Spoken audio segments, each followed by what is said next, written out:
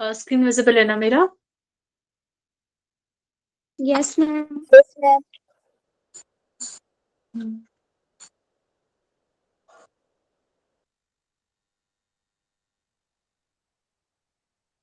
तो मैं यहाँ से कंटिन्यू करना है। एक बार 5 मिनट जब तक रिकैप कर लेते हैं कल जो हमने किया था, ताकि जब तक स्टूडेंट्स भी और ज्वाइन कर लेंगे। मैम मास इक्वल टू 0 वो वाला बताओ। कौन से वाला देवरा? मास इक्वल टू 0 जो आपने बोला था कि पता करके लाना। मास इक्वल्स टू 0? 0 नहीं बोला था मैंने, कहा था मास चेंज हो सकता है या नहीं हो सकता, ये पता करना है। मास कांस्टेंट होता है, वो चेंज नहीं हो सकता है। चेंज नहीं हो सकता है किसी भी केस में? मैम किसी में भी चेंज नहीं हो सकता है। हो सकता है चेंज। आज मैंने सर का बहुत दिमाग खाया स्कूल में इसके लिए। चेंज हो सकता है, देखो उसके लिए कुछ नहीं प्रेशर होता। नहीं होता दिव्या। मैंने पूछा था, सर ने बोला था कि मास चेंज नहीं होता है। आप दोनों अलग अलग क्लास में, आप और केशव? मैम अलग, बहुत अलग उसमें है, जिले में भी अलग है। क्लास सेम अच्छा है नहीं, क्लास तो सेम है, 11th ही है। अच्छा, मेरे को लगा कि सब लोग के स्कूल में टीचर्स एक ही होंगे। मास चेंज हो सकता है ना, पर देखो कुछ क्वेश्चंस में क्या होता है, हम लोग चेंज करवाते हैं और कुछ चीजों में अपने आप चेंज होता है। जैसे मान लो मैं इस डब्बे की वेलोसिटी की बात कर रही हूँ, और इसके अंदर यहाँ पे एक 1 kg की बॉल है, एक 2 kg की बॉल है, एक 3 kg की बॉल है, और ये कांस्टेंट वेलोसिटी से मूव कर रही है जो है 10 मीटर पर सेकेंड। अब मैं क्या करती हूँ, इस बॉल में से, सॉरी इस बॉक्स में से 1 kg वाला मास निकाल देती हूँ, और फिर हो गया 2 kg और 3 kg, और अभी भी ये 10 मीटर पर सेकेंड से मूव कर रही है। तो इस केस में क्या हुआ, वेलोसिटी तो मैंने सेम रखी पर मास चेंज हो गया ना? मैम इसमें तो हो गया, बट मैम हो सर गया ना? ने बोला कि मास कभी चेंज नहीं होता, वेट चेंज हो सकता है।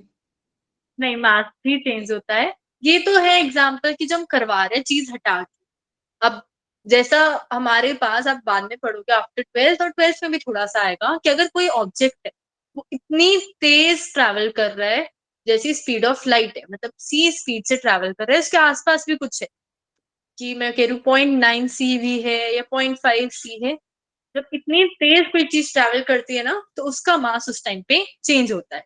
तब हम वो उस केस में जो मैम हमने कभी पूछा भी था सर से। हाँ, क्या हुआ फिर अनेक? सर ने भी यही आंसर दिया था जो आपने दिया है। हाँ, तो इस पर्टिकुलर केस में 100% मास चेंज होगा। इसमें हम ना कोई ऑब्जेक्ट निकाल रहे हैं ना कुछ कर रहे हैं, वो स्पीड ही इतनी पकड़ लेता है, इतना तेज चलता है कि वो ना उसका मास बदलता रहता है। पर ये जो दूसरा बॉक्स वाला केस था, जो हम फिजिक्स में न्यूमेरिकल करते हैं, कि अगर मैं बोलूं मास डिक्रीज हो रहा है विद वेरिएबल t², तो हर टाइम के साथ कुछ कुछ मास हम हटा रहे हैं, या वो कुछ मास छोड़ता जा रहा है। जैसे मान लो आप एक ग्लास में पानी लेके जा रहे हो, पूरा भरा हुआ है, एक रूम से दूसरे में लेके जाना है, पूरा बिल्कुल ऊपर तक भरा हुआ है, कुछ ना कुछ नीचे गिरता रहेगा, तो मास चेंज हो रहा है।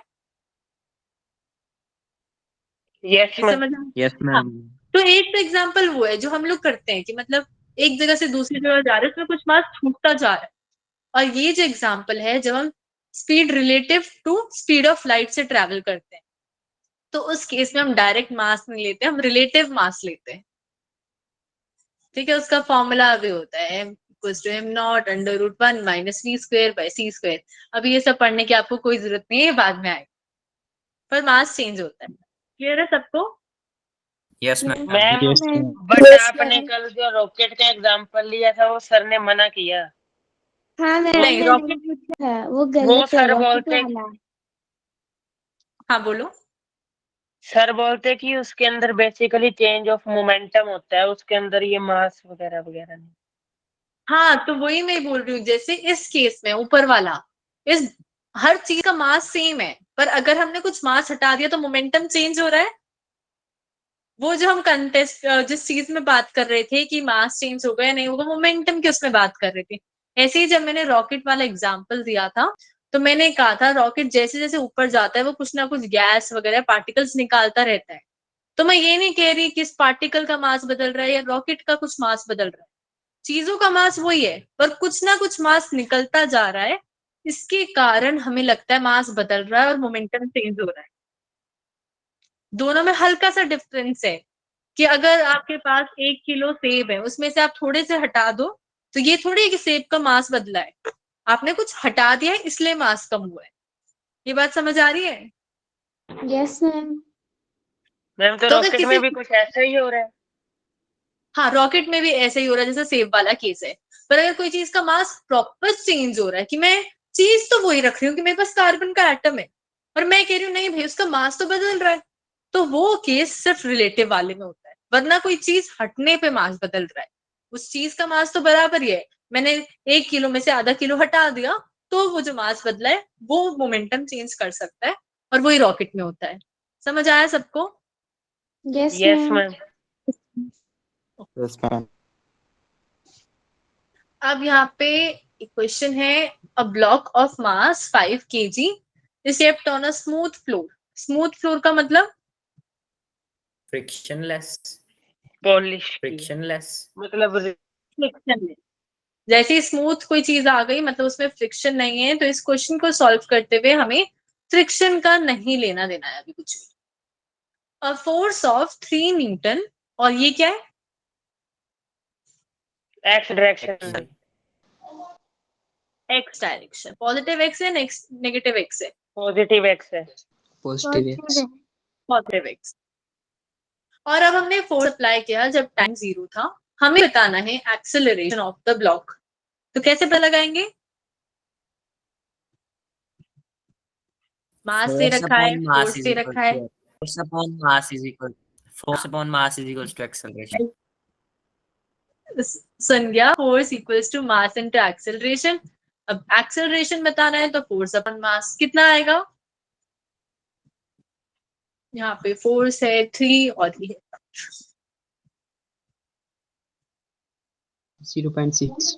0.6। इस चीज में एक कमी है जो आप बोल रहे हो। 0.6 के आगे कुछ आई लगेगा? कैप। आई कैप। आई कैप। करेक्ट। जिस डायरेक्शन में फोर्स लगता है उसी डायरेक्शन में एक्सेलरेशन मिलता है, क्योंकि एक्सेलरेशन आई कैप में है तो सॉरी फोर्स आई कैप में है तो एक्सेलरेशन भी आई कैप में ही लगेगा। और इसकी यूनिट मीटर पर सेकंड स्क्वायर। मीटर पर सेकंड। मीटर पर सेकंड स्क्वायर। और अगर मैं इन दो यूनिट के हिसाब से पूछूं तो न्यूटन और केजी के हिसाब से? न्यूटन पर किलोग्राम। न्यूटन पर किलोग्राम। फोर्स की न्यूटन थी, उसको हमने मास से डिवाइड किया तो न्यूटन पर किलोग्राम। क्लियर है सबको? Yes, ma'am. Yes ma'am. Yes. अब यहाँ पे हमारे पास ग्राफ्स है, तो हमारे पास फोर्स का फॉर्मूला आया था मास इनटू एक्सेलरेशन।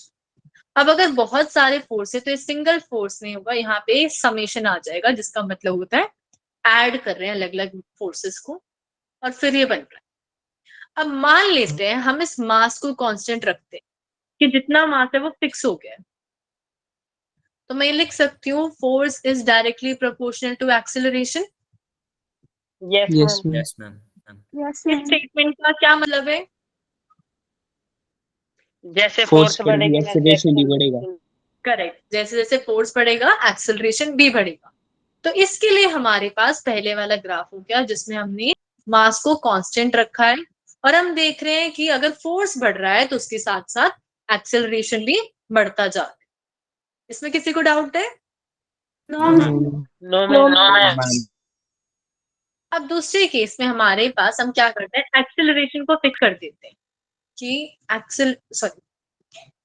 अगर हम यहाँ पे फोर्स को फिक्स कर देते हैं, कांस्टेंट हो गया, तो मैं लिख सकती हूँ k equals to M A, या फिर m equals to k by a, या फिर m is inversely proportional to a। मैंने पहले फोर्स को कांस्टेंट रखा तो उसकी जगह k लगा दिया। अब प्रोपोर्शनैलिटी के साथ कुछ लगा होना चाहिए, इसलिए मैंने क्या किया, इस वाले a को नीचे भेज दिया। अब जैसे एक साइड कांस्टेंट है और दोनों साइड कुछ कुछ वेरिएबल है, तो कांस्टेंट को हटा के हम प्रोपोर्शनैलिटी हटा लगा सकते हैं, और एक न्यूमरेटर में रहेगा एक डिनोमिनेटर में। ये कैसा रिलेशनशिप है? Inversely inversely proportional. Inversely proportional. और इसका मतलब क्या इनवर्सली प्रोपोर्शनल का? मास मास बढ़ेगा बढ़ेगा तो तो एक्सेलरेशन एक्सेलरेशन कम होगा। मास बढ़ेगा तो एक्सेलरेशन कम होएगा। कम या आप होगा। सोच भी सकते हो कि हम भारी चीज में अगर सेम फोर्स लगाएंगे तो वो कम चलेगी, पर हल्की चीज में सेम फोर्स लगाएंगे तो ज्यादा चलती। तो इसका ग्राफ लिखते हैं। इस साइड हमारे पास एक्सेलरेशन बढ़ता जा रहा है और इस साइड मास बढ़ रहा है। तो जब मास छोटा था तो एक्सेलरेशन बहुत ज्यादा था, पर जैसे जैसे मास बढ़ता गया आप देखो एक्सेलरेशन क्या हो गया, कम हो गया। ये क्लियर है सबको? Yes ma'am. Yes ma'am.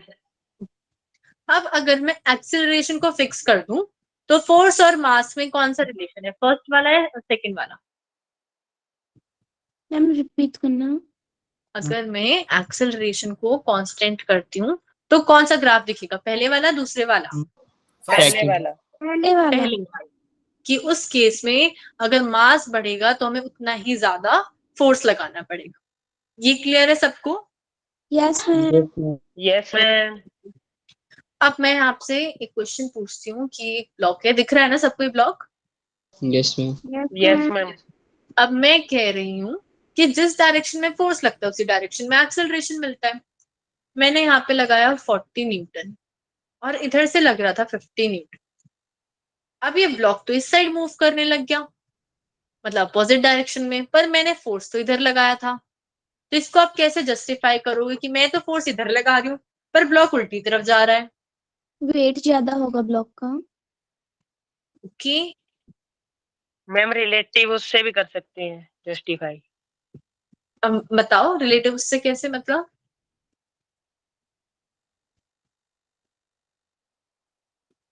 Fifty minus 40 हो जाएगा यहाँ पे ना, तो 10 जो है वो उस डायरेक्शन में, जो ग्रेटर है उस डायरेक्शन में जाती है ना। ग्रेटर नहीं, जिस डायरेक्शन में टोटल फोर्स है उस डायरेक्शन की बात कर रहे हैं। ये नहीं मतलब है कि हम इधर से लगा रहे हैं तो इसी साइड मूव करेगा। टोटल फोर्स जो इन सबको काट पीट के बचा वो किस तरफ है? यहाँ पे देखते हैं 40 माइनस 50, ये तो -10 आ रहा है। तो जब मतलब टोटल फोर्स इस डायरेक्शन में लग रहा है तो एक्सेलरेशन भी इसी तरफ मिलेगा। ये बात समझ आई सबको? Yes ma'am. Yes ma'am. कि हमें एक लौते फोर्स की बात नहीं करनी कि भाई ये तो मैं इधर लगा रही हूँ तो उधर क्यों नहीं जा रहा है, पर हो सकता है और कोई फोर्स लग रहा हो वहां पे। तो सारे फोर्सेस को जब हम ऐड करेंगे उसके बाद देखेंगे किस तरफ बन रहा है, उसी तरफ हमारी एक्सेलरेशन होगी। अब यहाँ पे कंसेप्ट आता है वेट का। वेट क्या होता है? Mass into हाँ जी। acceleration. Mass into acceleration. ठीक है, कौन सा acceleration? Due to acceleration due to gravity. Gravity. अब मास इनटू एक्सेलरेशन बोला आपने, मास इनटू एक्सेलरेशन क्या होता है? Force. होता है। तो मतलब वेट तो फोर्स हो गया। क्या ये करेक्ट है? Yes ma'am. Yes ma'am. Correct है। Yes ma'am. वेट क्या होता है? वो फोर्स होता है जो कोई भी बॉडी है वो एक्सपीरियंस करते हैं, किसके कारण? जब वो अर्थ की ग्रेविटेशनल फील्ड में, कि यहाँ पे कोई एक मास रखा हुआ है 2 kg। अब ये एक फोर्स एक्सपीरियंस करता है, आपको पता है नीचे की तरफ, कि बॉडी नीचे की तरफ गिरेगी। वो कितना फोर्स एक्सपीरियंस कर रहा है उसी को बोलते हैं वेट। जैसे यहाँ पे अगर मैं इससे पूछूं आप लोगों से कि 2 kg वाला मास कितना फोर्स एक्सपीरियंस करेगा, तो कितना? 20 Newton.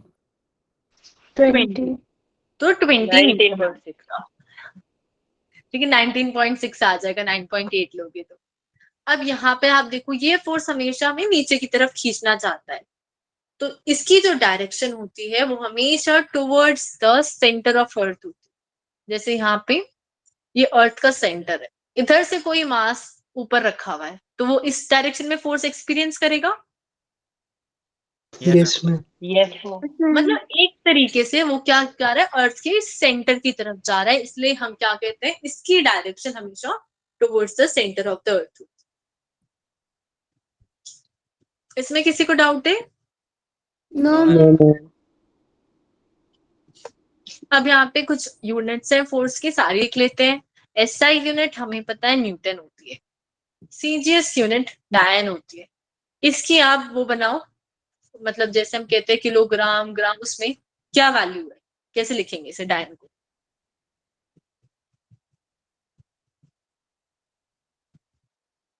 ग्राम सेंटीमीटर स्क्वायर ग्राम क्या? सेंटीमीटर स्क्वायर इनवर्स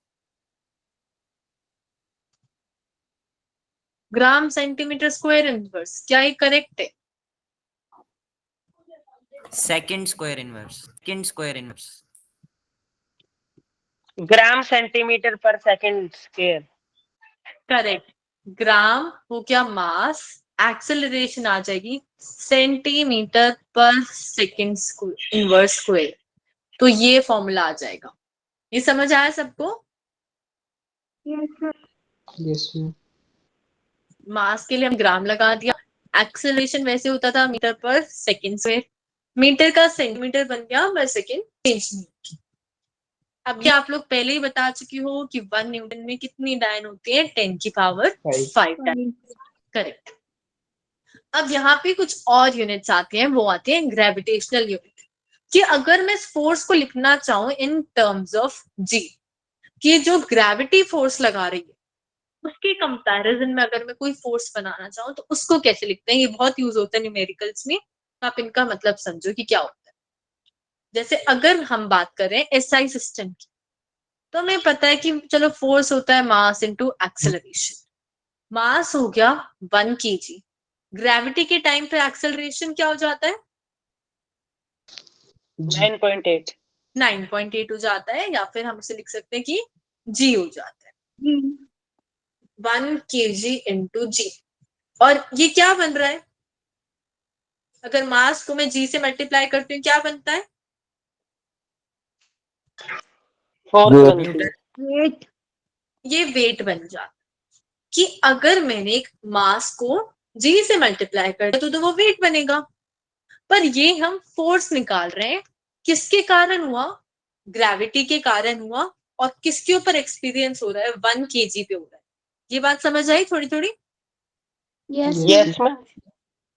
तो हम इसको कैसे लिख सकते हैं? हम इसे लिख सकते हैं कि फोर्स कितना है, जितना वेट 1 किलो का होगा वो हमारे पास फोर्स है। तो हम फोर्स लिखने की बजाय कि हम ये लिखे मीटर पर सेकंड, सॉरी केजी मीटर पर सेकंड स्क्वायर, हम लिख देते हैं 1 kg वेट। तो जब भी हमारे पास वेट है, मतलब जो भी मास है उसको हमने जी से मल्टीप्लाई किया, तो ये हमारे पास मास नहीं है, ये फोर्स है। ये बात समझ आई सबको? Yes ma'am. जैसे अगर मैं कह रही हूँ कि 2 kg weight is moving in that direction, ये कुछ भी है, is in I cap direction, तो ये बता रहा है ये फोर्स कौन सी डायरेक्शन में लग रहा है। 2 किलो का अगर मैं वेट देखूं, उससे जो फोर्स बन रहा है कि 2 kg इंटू जी, ये फोर्स आई कैप डायरेक्शन में जा रहा है। ये समझ आया सबको? Yes ma'am. बाकी यस लोगों मैम। को नहीं आया है? मैम थोड़ा थोड़ा ही आ रहा।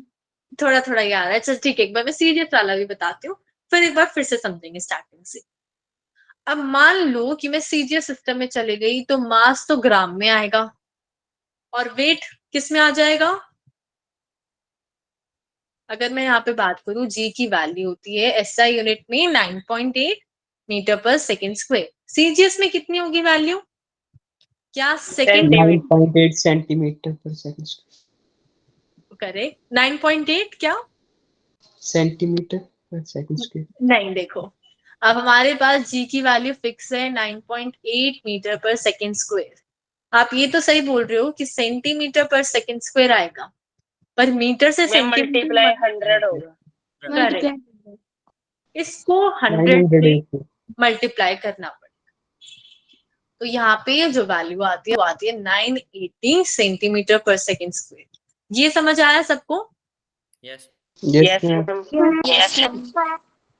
अब अगर मैं सीजीएस सिस्टम में बात करूं कि सीजीएस सिस्टम में ग्रेविटी लग रही थी, उस टाइम पे जो फोर्स बन रहा था, तो हम ऐसे लिखते हैं कि मास होगा मेरा ग्राम में और ये वैल्यू आ गई 980। इसको मल्टीप्लाई करके मेरे पास फोर्स आएगा जो ग्रेविटी लगा रही है किसके ऊपर? एक मास पे। ये बात क्लियर हुई? Yes ma'am. अब देखो इसको कैसे लिख सकते हैं? अब हमने बोला मास जो ग्राम में है, अब मान लेते हैं कि मेरे पास 1 ग्राम है और उसके ऊपर ये 980 सेंटीमीटर पर सेकंड स्क्वायर लग रहा है, और आपने ये बोला मास को मैंने जैसे ही 980 से मल्टीप्लाई कर दिया, जो तो एक्सेलरेशन ड्यू टू ग्रेविटी था, तो ये पूरा का पूरा वेट बन गया। Yes ma'am. Yes ma'am. तो मैं इसको लिख सकती हूँ कि 1 ग्राम मास का वेट है ये 1 ग्राम इंटू 980। वेट जैसे ही मैंने इसको जी से मल्टीप्लाई कर दिया।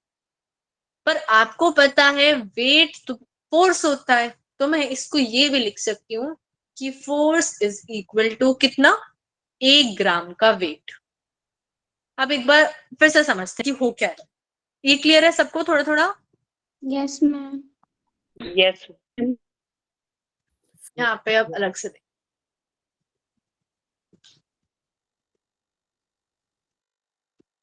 मेरे पास होता था force is equal to mass into acceleration. अब अगर मेरा मास केजी में है तो मैंने वहां लिख दिया 1 kg, और एक्सेलरेशन भी एसआई यूनिट में है, मतलब 9.8 मीटर पर सेकेंड स्क्वायर। ये मेरे पास एक्सेलरेशन है। अब आपको पता है ये तो मैं क्या कर रही हूँ, मास इनटू जी कर रही हूँ, तो ये वेट बन जाता है, हमें हमारे पास ये पता है। पर ये वेट है किसका, 1 किलो का जब मास था उसका वेट है 1 kg इंटू 9.8। तो मैं इसको लिख सकती हूँ 1 kg का वेट। ये समझ आया? Yes ma'am. और ये हमारे पास फोर्स था। ऐसे ही अगर मैं लिखूं यहाँ पे कि मेरे पास मास ग्राम में है और एक्सेलरेशन फिर से ग्राम वाली यूनिट मतलब सीजीएस यूनिट में है, सेंटीमीटर पर सेकेंड स्क्वायर, तो ये टर्म फिर से वेट बन रही है। पर किसका वेट है ये, 1 ग्राम का वेट है। तो यहाँ पे फोर्स हो गया 1 ग्राम वेट। अब क्लियर हुआ है सबको?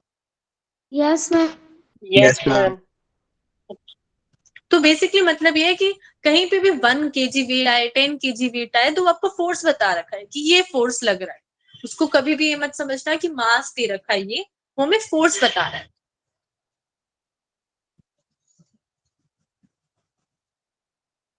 अब यहाँ पे ये जो है वो मैं ऑलरेडी डिस्कस कर चुकी हूँ कि मेरे पास जो फोर्स होता है वो वेक्टर क्वांटिटी होती है, क्योंकि एक्सेलरेशन भी वेक्टर है, और डायमेंशनल फॉर्मूला भी हम पहले ही कर चुके हैं फोर्स का, mL_t-2। अब यहाँ पे एक टर्म है इम्पल्स। इम्पल्स क्या होता है, किसी ने सुना है पहले? इम्पल्स क्या होता है? Force into time. जब फॉर्मूला बता रहे हो आप लोग तो होता क्या है? जब मैं जब कोई फोर्स शॉर्ट टाइम के लिए अप्लाई की जाती है। एक फोर्स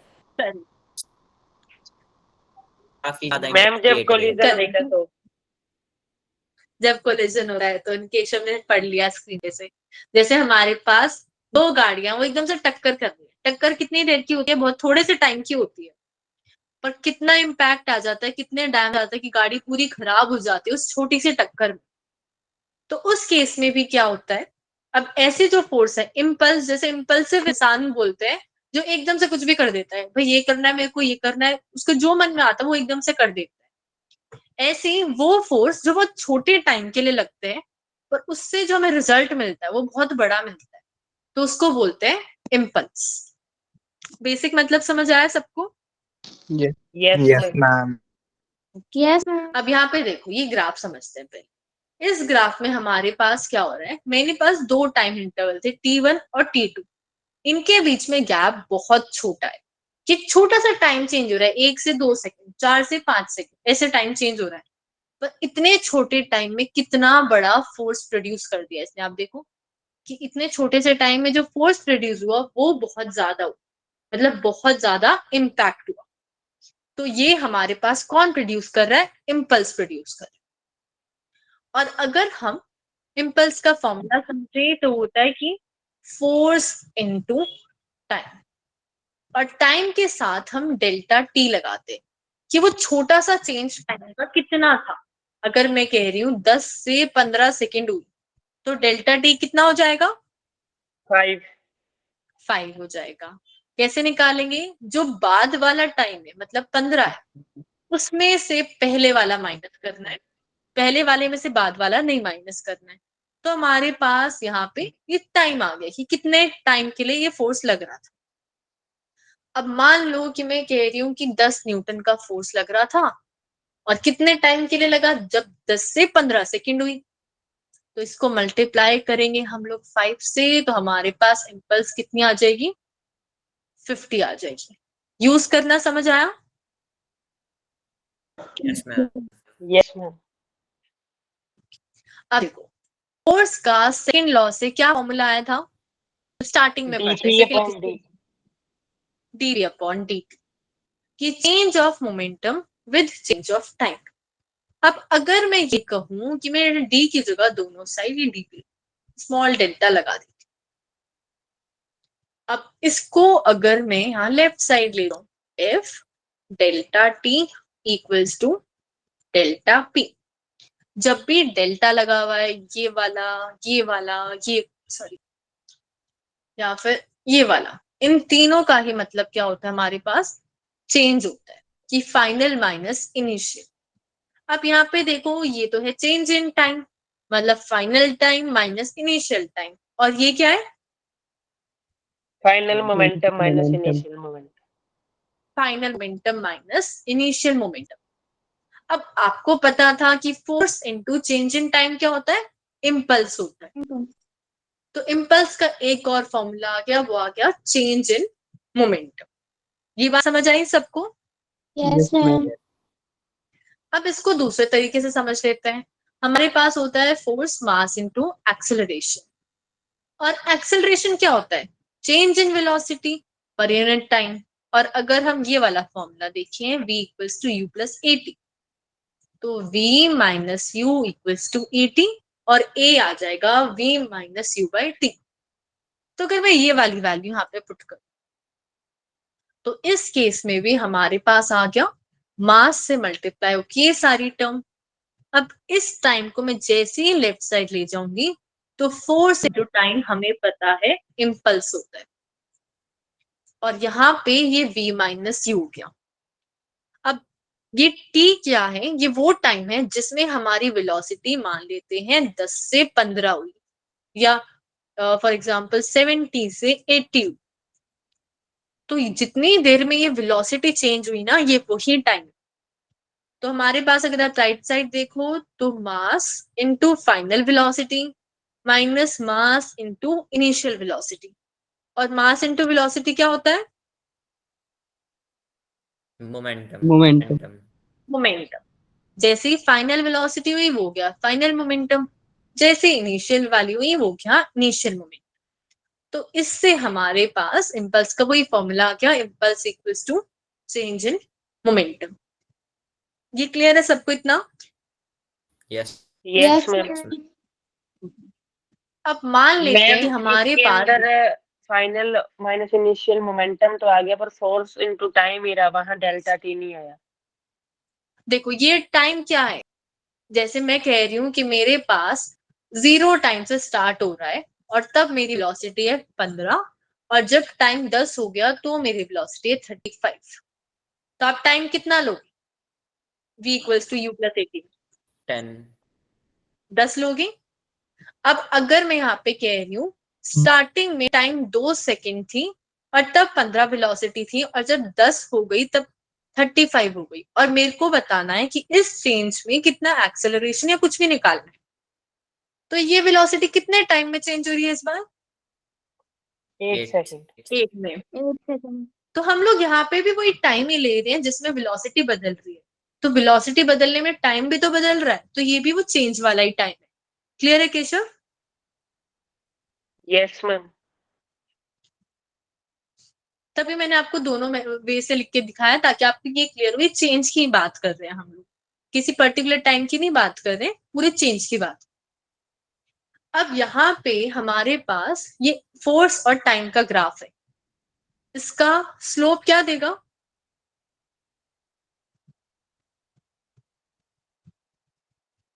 फोर्स और टाइम का जो ग्राफ है उसका स्लोप क्या देगा?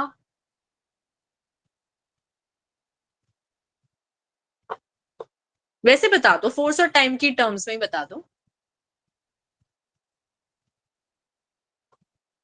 अच्छा, 2 ऑप्शन देती हूँ। फोर्स अपॉन 2 ऑप्शन है, फोर्स इनटू टाइम और force upon time. Ma'am upon time. Upon time. Upon time. जैसे ही स्लोप निकालते हैं y वाला डिवाइड बाय x वाला, तो ये तुम्हारे पास स्लोप हो गया। और अगर फोर्स इनटू टाइम निकालना है तो वो कैसे निकालेंगे? एरिया एरिया से, बिल्कुल करेक्ट। इंटीग्रेट। नीलेश, आज आपकी आवाज बहुत बार रिपीट हो रही है। तो यहाँ पे हमारे पास जो फोर्स आ गया वो y एक्सिस पे और टाइम x एक्सिस पे। तो जो भी यहाँ पे शेप है, अगर मैं उसका एरिया निकाल दूं तो उससे मेरे पास फोर्स इनटू टाइम आया। अब ये टाइम भी ऐसा थोड़ी है कि मैं कहीं से भी ले लूं, कोई पर्टिकुलर दे रखा होगा कि भाई यहां से यहां तक का टाइम या फिर यहां से यहां तक का। तो उस टाइम को अगर मैं फोर्स से मल्टीप्लाई करूं तो एरिया मेरे को यहाँ पे इम्पल्स देगा। ये बात समझ आई सबको? मैम एक नो बार मैम। दोबारा रिपीट कर दो। देखो, मेरे पास एक ग्राफ है और मैं कह रही हूँ,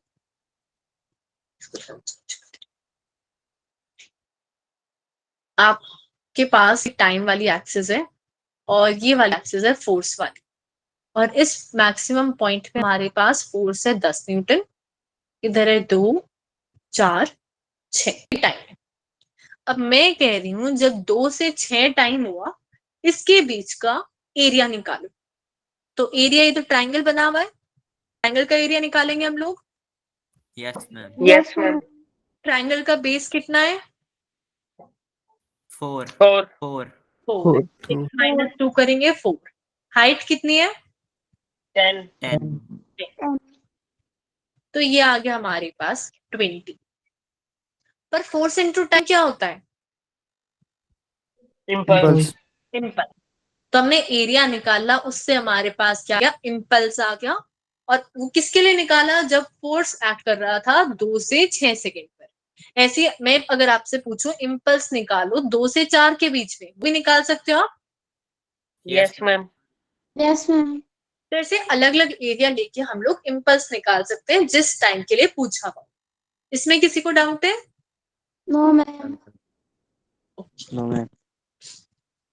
अब अगर मेरे पास या मैं पूछूं कि डायमेंशनल फॉर्मूला क्या होगा इम्पल्स का?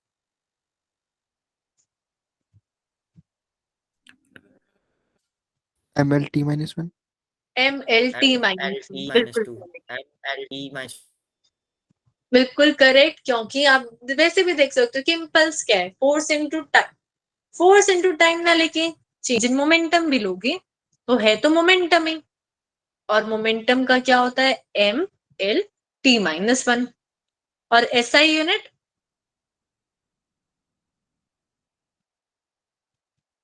दो एसआई यूनिट बतानी है और दोनों एसआई सिस्टम में। मैम क्या पूछा आपने? मैंने बोला सुना है नहीं। इम्पल्स की 2 एसआई यूनिट बतानी। मैम न्यूटन क्या? सेकंड। न्यूटन बिल्कुल सेकंड। करेक्ट, न्यूटन सेकेंड, क्योंकि फोर्स को टाइम से मल्टीप्लाई कर रहे हैं तो एक यूनिट तो हो जाएगी न्यूटन सेकेंड। और दूसरी डाइन सेकंड। एसआई सिस्टम में ही बतानी। Kilogram second. Kilogram metre per second, ये मीटर भी आएगा ना Vishali? Yes ma'am. Kilogram metre per second, तो 2 यूनिट हो गई। ये हमने मोमेंटम वाले फॉर्मूले से बना ली और ये फोर्स वाले फॉर्मूले से। ये दोनों की दोनों क्या हो गई? इसकी एसआई यूनिट। ये समझ आया सबको? Yes ma'am. ओके। अब इम्पल्स के थोड़े एप्लीकेशन देखते हैं। हमारे पास ये जो क्रिकेटर था, ये क्या करता है? ये बॉल को कैच करते हुए थोड़ा हाथ पीछे करता है। अगर एकदम से आगे रखेगा तो क्या होगा? ज्यादा को चोट लगेगी। नो आवाज नहीं आ हाथ रही में है। लगी। चोट आएगी। हाथ में चोट है। अब वो समझते हो होता कैसे। मेरे को पता है कि बॉल 100 की स्पीड से आ रही थी और मान लेते हैं कि वो 4 किलो की थी, इतनी भारी होगी नहीं। और उसके बाद वो रुकेगी तो कितनी वेलोसिटी हो जाएगी? अगर बॉल रुकेगी तो वेलोसिटी कितनी हो जाएगी? 0 0 0 0 हो जाएगी, पर मास उसका सेम ही रहेगा। अब पहले तो ये बताओ, जब बॉल आ रही थी और कैच करी तो कौन सा इनिशियल मोमेंटम बन रहा है और कौन सा फाइनल? मैम जब कह रही था फाइनल, जब आ रही थी वो इनिशियल। ये वाला हमारा फाइनल हो गया, ये वाला हमारा इनिशियल हो गया कि इस टाइम पे बॉल आ रही थी। तो अगर मैं बता दो एक बार, लेफ्ट हो गया था बीच में मैं ना। अच्छा, कहाँ पे मिस हुआ अखिल आपका? मैम यही थोड़ा सा सिग्नल नहीं था ना, आवाज ही नहीं आ रही थी मेरे को किसी की भी। अच्छा नहीं, बस अभी हम इम्पल्स का ही समझ रहे थे थोड़ा सा। तो हमने यहाँ पे एक बॉल को कैच करने जा रहे थे। जब बॉल आ रही थी तो 100 की स्पीड से आ रही थी और उसका मास 4 था। तो मैंने यहाँ पे मास इंटू वेलोसिटी करके मोमेंटम बनाया। जब 0 वेलोसिटी हो गई, ये फाइनल वाला हो गया और ये वाला इनिशियल वाला। अब हमें 100% पता है कि जब मैं बॉल कैच कर रही हूँ तो यही फाइनल वाला होगा, यही इनिशियल वाला होगा। तो चेंज इन मोमेंटम अगर मैं निकालूं तो फाइनल वाला तो 0 हो गया, yes ma'am Yes, ma'am. Starting वाला हो गया 400। तो मेरे को पता है चेंज इन मोमेंटम फिक्स हो गया कि भाई 400 तो चेंज होगा ही होगा। तो अगर अब मैं फॉर्मूला लिखूं तो इम्पल्स होता है चेंज इन मोमेंटम, जिसकी वैल्यू आ गई है 400। अभी मैं नेगेटिव साइन नहीं लगा रही हूँ। और इम्पल्स का एक और फॉर्मूला था, फोर्स इनटू टाइम। अब जब कोई चीज यहाँ पे 400 तो कांस्टेंट हो गया ना, yes मैम Yes, तो ma'am. मैं यहाँ पे लिख सकती हूँ कि 400 by T equals to force, या फिर force is inversely proportional to time.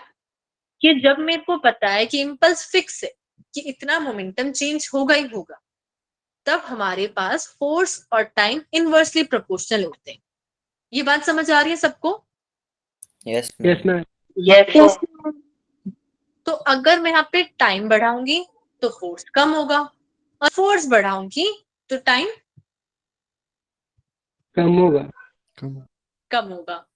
तो अगर हम बात कर रहे हैं यहाँ पे वो बॉल कैच करते हुए, जब हम हाथ पीछे की तरफ करते जा रहे हैं तो हम क्या कर रहे हैं, उसे धीरे धीरे पकड़ रहे हैं। हम ये नहीं कर रहे कि एकदम से पकड़ लें, हम टाइम बढ़ा रहे हैं। कि पहले अगर हम 1 सेकंड में पकड़ना चाह रहे थे, अब मैंने 5 सेकंड लगा दी।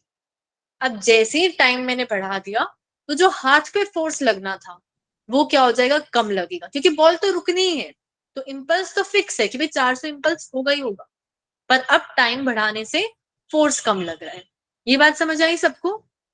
yes yes Yes, ma'am. ma'am. तो अगर हमारे पास इम्पल्स की वैल्यू पता है तो उससे हम देखें तो जितना ज्यादा टाइम उतना बेसिकली कम फोर्स लग रहा है। ऐसे यहाँ पे कार में क्या होता है, ये क्या है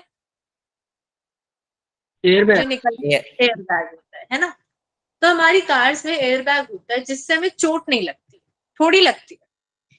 होता क्या है, जब पहले वाला केस देखे हम लोग जिसमें गाड़ी की टक्कर हो रही है, तो इंसान का सीधा जाके मुंह लग रहा है सामने की तरफ, शीशे की तरफ, हैंडल। पर दूसरे केस में क्या हो रहा है, वो एयर बैग खुल गया तो हमारा मुंह तो अभी भी लग रहा है सामने की तरफ, पर क्या हो रहा है, वो धीरे धीरे लग रहा है। जो डायरेक्ट शीशे हैंडल पे लगने वाला था, उसने क्या किया, एयर बैग ने वो हैंडल पे लगने का टाइम बढ़ा दिया। तो लास्ट में जाके हमारे पास एक तो कुछ लेयर बच जाती है जिसके कारण डायरेक्टली हैंडल पे नहीं लगता। दूसरी बात, ये जो कोलिजन का टाइम है वो इंक्रीज कर देते हैं। जैसे अगर आप एक बॉल में, एक बलून में अपना अपना सर मारने की कोशिश करो और एक दीवार में सर मारने की कोशिश करो, बलून में कम फोर्स लगेगा और बॉल पे ज्यादा लगेगा, yes मैम यस मैम। क्योंकि बलून क्या होगा, वो पिचक जाएगा। पर दीवार फिक्स है, आप सीधा जाके उस पर टक्कर मारोगे तो टाइम क्या लग रहा है, बहुत छोटा सा लग रहा है। वहीं बलून में टाइम बढ़ रहा है। तो इसी केस के लिए हम लोग एयर बैग्स डालते हैं कार में, ताकि जो टाइम ऑफ कोलिजन है वो बढ़ जाए और फोर्स जो लग रहा है बॉडी पे वो कम। ये क्लियर है सबको? yes ma'am yes ma'am. Yes ma'am. Yes, ma'am. अब बोलो विशाली। मैम वो कार वाला एक बार फिर से बता दो। कार वाले फिर से बता दूं, देखो यहाँ पे आपके पास, इसको आप यहाँ पर हो, ठीक है, और यहाँ पे एक बिल्कुल दीवार, फिक्स दीवार है, और आपको पीछे से किसी ने धक्का दे दिया तो आपका सीधा जाके सर लगेगा दीवार पे, यस मैम। है ना। अब यहाँ पे एक गद्दा था, आप बेड पे हो और अब आपको किसी ने धक्का दिया बेड के ऊपर, तो एक गद्दा थोड़ा पिचक जाएगा ना, यस मैम। है ना, पिचकेगा और उसमें भी टाइम लगेगा कि वो पिचकता जा रहा है, फिर जाके आप प्रॉपर ठुकोगे जब वो बिल्कुल पिचकना बंद हो जाए। तो हमने क्या किया, पहले केस में बिल्कुल 1 सेकंड में हमें लग गई थी, पर दूसरे केस में उस गत्ते को पिचकने में भी तो थोड़ा सा टाइम लगा कि 1 सेकंड, 2 सेकंड, 3 सेकंड, कुछ ना कुछ टाइम ज्यादा लगा। तो हमने टाइम बढ़ा दिया जिससे हमारी बॉडी पे जो फोर्स लग रहा था वो कम हो गया। ऐसे ही यहाँ पे कार में भी पहले केस में डायरेक्टली हम हैंडल पे जाके गिर रहे थे, पर दूसरे केस में जो एयरबैग है ये जो कोलिजन का टाइम है उसको बढ़ा देता है कि धीरे धीरे एयरबैग में हमने टक्कर करी है तो धीरे धीरे वो फुस होता जाएगा और अब अंदर फिर जाके कोलिजन होगा। हमने टाइम को इसमें इंक्रीज कर दिया है तो फोर्स डिक्रीज हो रहा है। समझ आया विशाली? Yes ma'am. सबको क्लियर है ये? Yes ma'am. Yes ma'am. अब आप लोग कोई एग्जाम्पल दो इम्पल्स का, कोई भी एक।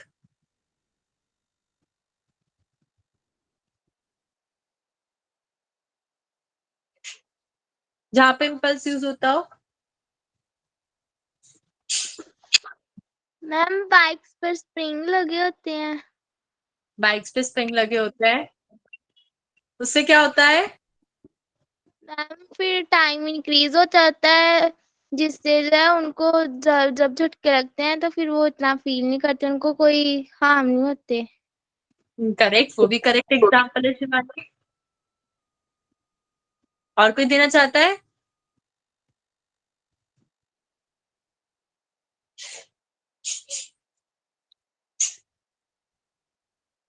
कोई नहीं देना चाह रहा है? तो यहाँ पर फिर हम न्यूटन के थर्ड लॉ पे आते हैं। ये लास्ट लॉ हो गया हमारा। ये क्या बताता था न्यूटन का थर्ड लॉ कि कितने फोर्स होते हैं, एक या उससे ज्यादा? एक से 2 ज्यादा। फोर्स होते हैं। हमेशा 2 फोर्स होते हैं कि अगर हम कुछ ना कुछ एक्शन कर रहे हैं तो हमें रिएक्शन मिलता है। अब यहाँ पे उसकी स्टेटमेंट बहुत छोटी सी इसकी, तो to every action there is an equal and opposite reaction. तो इक्वल का मतलब है अगर 10 न्यूटन का हमने लगाया था तो हमें भी 10 न्यूटन का ही मिलेगा, और अपोजिट का मतलब है इस तरफ लग रहा था तो वो दूसरी तरफ लगेगा। ये समझ आया सबको? Yes ma'am. Yes ma'am. अब यहाँ पे लिखा हुआ है force by A on B is equal to force by B on A, कि जितना फोर्स हम ए से बी पे लगा रहे थे उतना ही फोर्स बी से ए पे लगे। तो अब पहले केशव ने जो क्वेश्चन पूछा था उसको समझते हैं कि हम यहाँ पे दीवार को पुश करने की कोशिश कर रहे हैं, तो हमें वो दीवार क्यों नहीं हिल रही है? क्यों? क्योंकि हम जितना फोर्स उसके ऊपर लगा रहे हैं उतना ही दीवार हमें रिएक्शन कर रही है। अगर यहाँ पे दीवार की जगह कुछ और चीज होती जो मूव कर सकती थी, और मान लेते हैं कि एक्चुअली में ट्रक है जो रुका हुआ था और अब आप इस पे दम लगा रहे हो, तो ये भी आप पे दम लगा रहे हैं, ना आप हिल सकते हो ना ये हिल सकता है। पर अगर ये आपको इधर पुश करने लग जाए एक्स्ट्रा तो आप पीछे की तरफ जाओगे ना, यस मैम। Yes ma'am. है ना? तो उस केस में क्या हुआ, उसने एक्स्ट्रा फोर्स लगाया था हमारे ऊपर। पर पहले जो नॉर्मली केस था जिसमें हम पुश करने की कोशिश कर रहे थे तो उतना ही पुश हमें भी दीवार से मिल रहा था, इसीलिए ना दीवार खिसक रही थी ना हम खिसक रहे थे। क्लियर है सबको ये? Yes ma'am. Yes yes ma'am. अब यहाँ पे पहला समझते हैं। ये आदमी बोट में से कूद के बाहर जाने की कोशिश कर रहा था, पर जैसे ही बाहर की तरफ कूदा तो ये बोट पीछे की तरफ गई। ऐसा क्यों हुआ? Ma'am equal and opposite reaction, third law.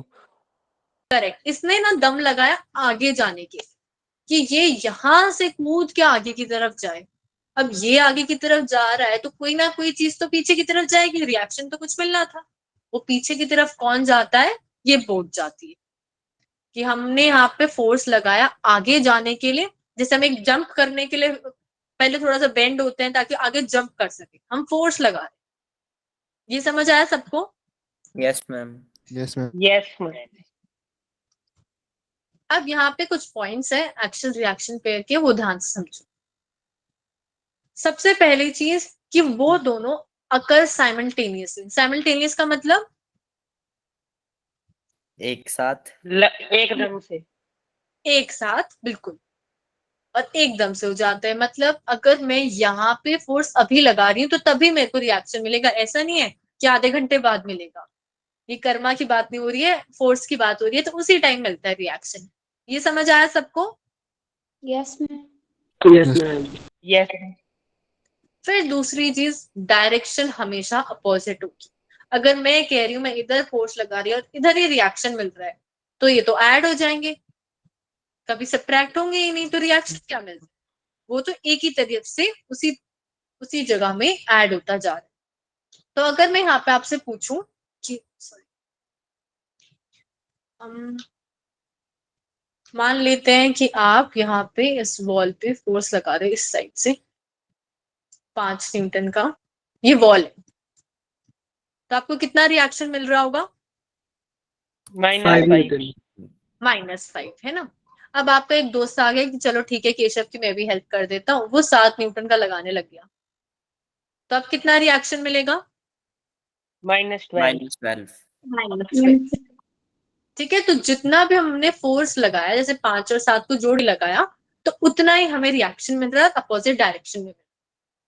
दूसरी थर्ड चीज है यहाँ पे, act along the same line.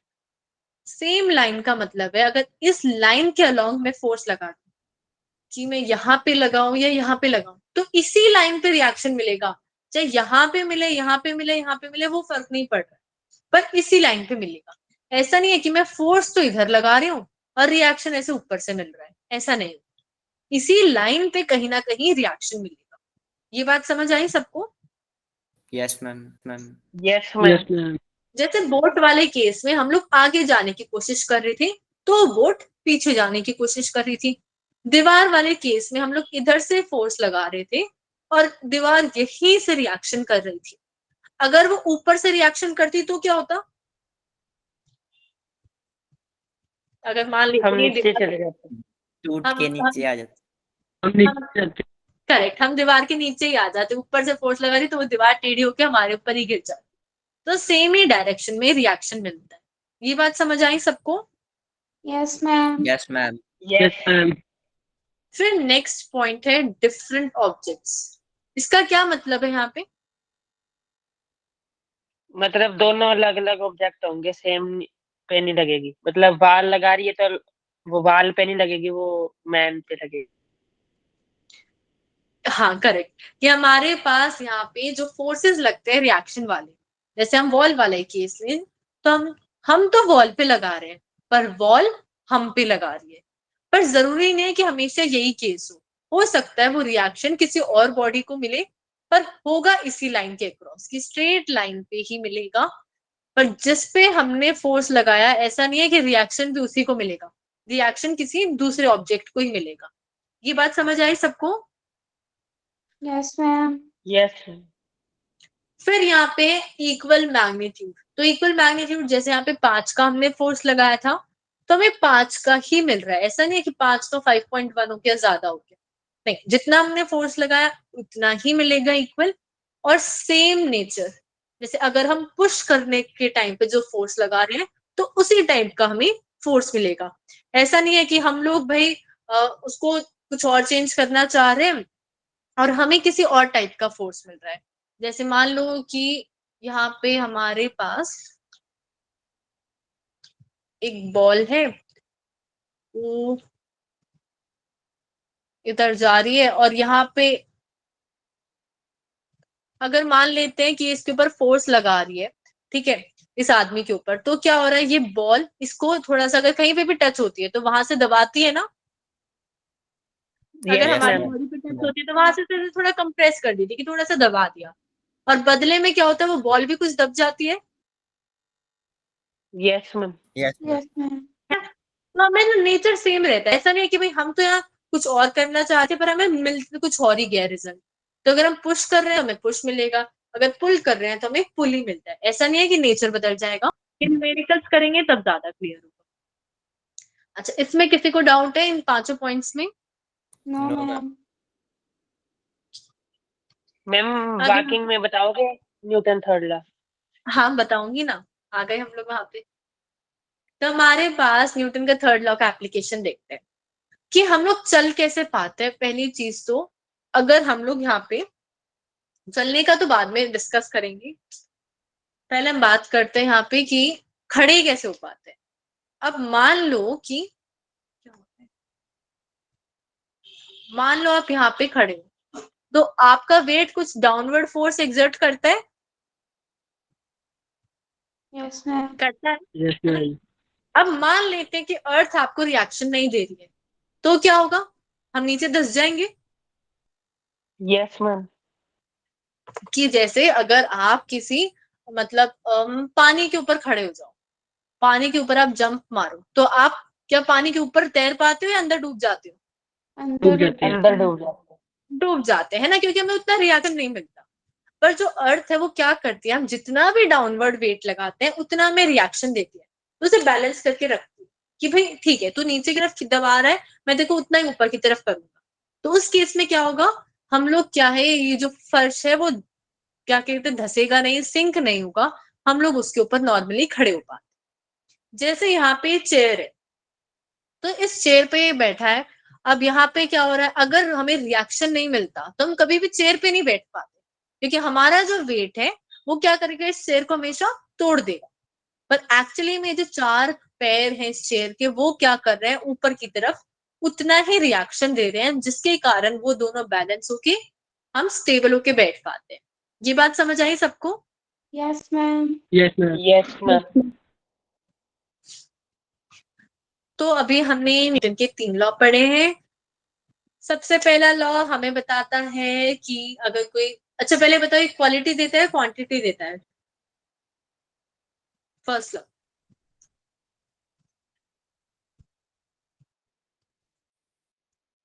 Y Newton second law is the real law of motion. Aditya, क्योंकि हम सेकेंड लॉ से पहला और तीसरा लॉ प्रूव कर सकते हैं, मैं अभी बता देती हूँ। पहला लॉ हमें क्वालिटी देता था कि हमें बस डेफिनेशन देता है फोर्स की, उसका हमें कोई फॉर्मूला नहीं देता। और डेफिनेशन क्या थी, फोर्स की डेफिनेशन क्या होती है? सब लोग चले गए? पुश और pull exerted. Push and pull. और मैं फर्स्ट लॉ से ही पूछूं कि उसके हिसाब से ही बतानी है? यस मैम, मैं वो सामने लिखी है। वो तो लॉ लिखा है, मैं फोर्स की डेफिनेशन पूछ रही हूँ।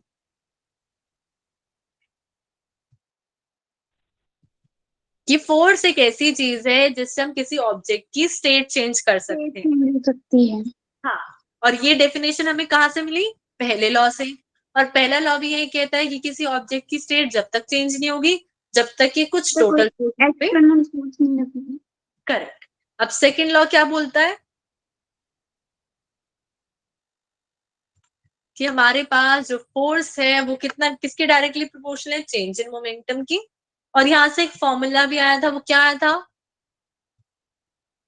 dp upon dt equal to f।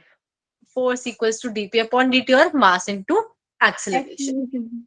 और थर्ड लॉ ने हमें बताया कि हमारे पास जितने भी फोर्स है वो एक पेयर में, मतलब जोड़े में बनते हैं, कि अगर कोई इस तरफ से लग रहा है तो हमें बदले में कुछ ना कुछ रिएक्शन मिलेगा। क्लियर है तीनों लॉ सबको? Yes ma'am. Yes ma'am.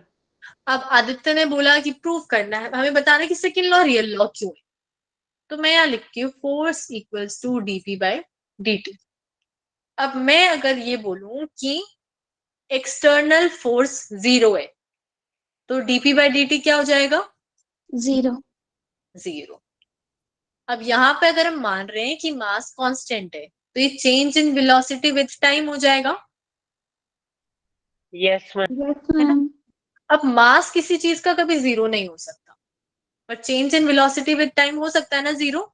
Yes ma'am. Yes ma'am. अब यहाँ से देखो, हमने प्रूव कर दिया कि जब कोई भी एक्सटर्नल फोर्स नहीं लग रहा है, तो उस केस में उस ऑब्जेक्ट की वेलोसिटी टाइम के साथ नहीं बदल रही है। और अगर वो टाइम के साथ नहीं बदल रही है, मतलब वो जिस भी स्टेट में थी, रेस्ट पे थी तो रेस्ट पे ही है, और यूनिफॉर्म मोशन पे थी तो यूनिफॉर्म मोशन में ही है। ये क्लियर है सबको? Yes ma'am. Yes yes ma'am. Ma'am. Yes ma'am. हमने सेकंड से फर्स्ट वाला लॉ समझ लिया। ऐसे अगर सेकंड से थर्ड लॉ की बात करें, तो हमारे पास मान लेते हैं ए बी पे एक फोर्स लगा रहा है, उसको बोल रहे हैं ए बी।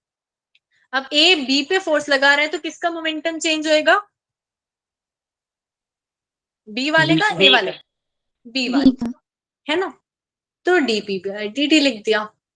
अब मान लेते हैं, अब हमें पता है कि इतना ही हमें बी भी फोर्स लगा रहा है ए पे, फॉर एग्जाम्पल हम लेट कर कि बी भी ए पर इतना ही कुछ फोर्स लगा रहा है। अब इस केस में किसका मोमेंटम चेंज होएगा? ए का। A का। ए का, करेक्ट।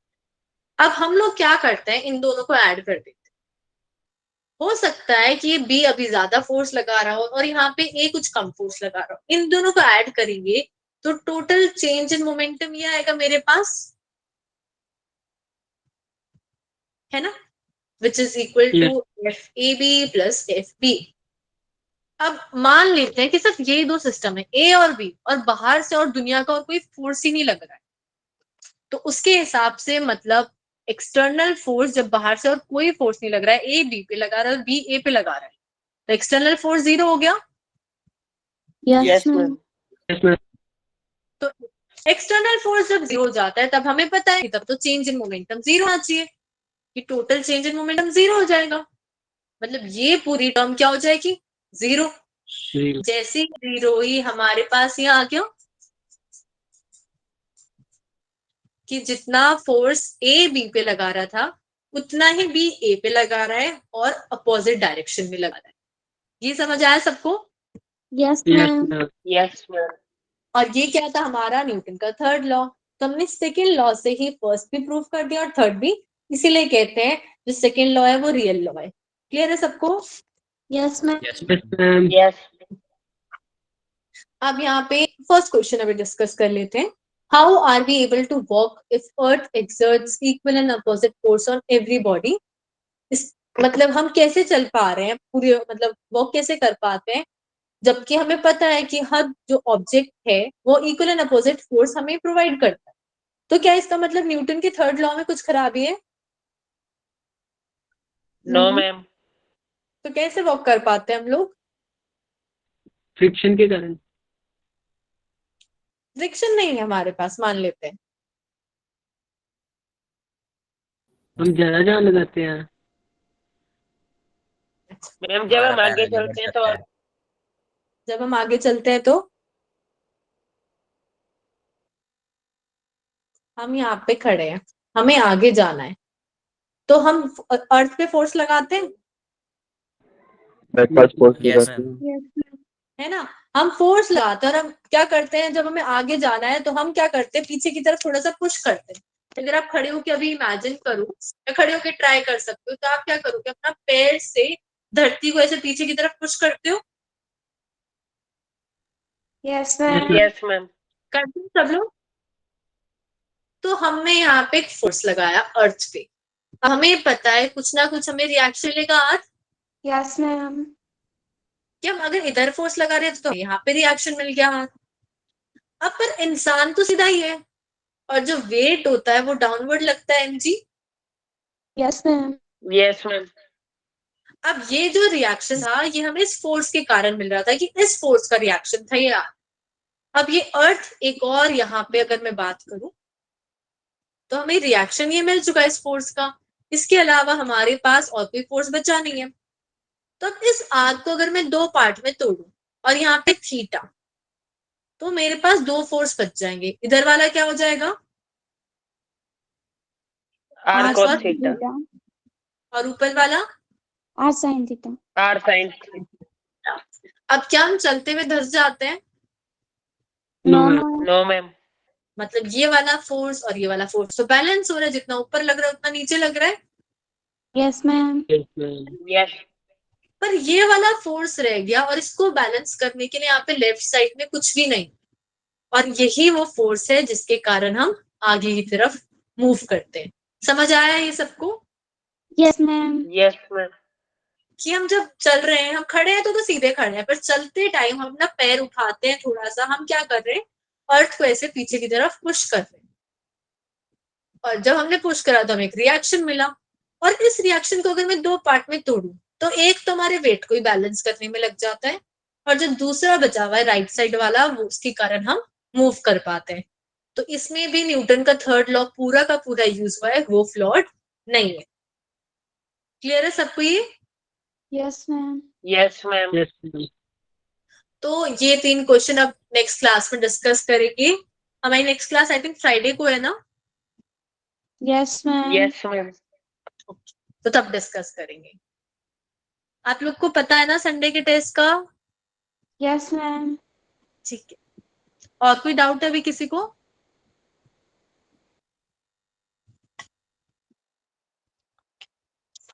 थैंक यू मैम मेरे एवरीवन। को आंसर मिल गया।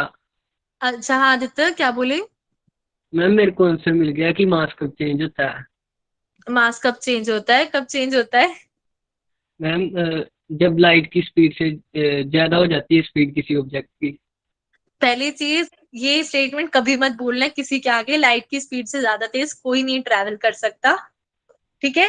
लाइट की स्पीड के कंपैरिजन के आसपास आ जाता है, मतलब 0.5 सी, 0.9 सी ये, पर कभी भी सी से ज्यादा कुछ नहीं होगा। 2 सी, 3 सी, 4 सी, 1.5 सी कभी एग्जिस्ट नहीं करता आदित्य, तो ये कभी मत बोलना किसी के आगे, ठीक है? Yes ma'am. लाइट की स्पीड के आसपास आ रहे हैं पर उससे कुछ ना कुछ कम है, पर ऑलमोस्ट उसके बराबर है, उस केस में मास चेंज होता है। वही मैंने बोला था, जब हमारे पास स्पीड ऑफ लाइट से ट्रैवल करते हैं।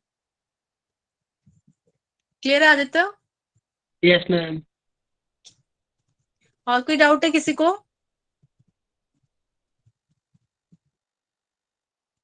No ma'am. No ma'am.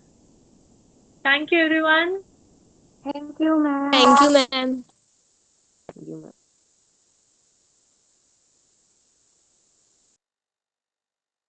Bye ma'am.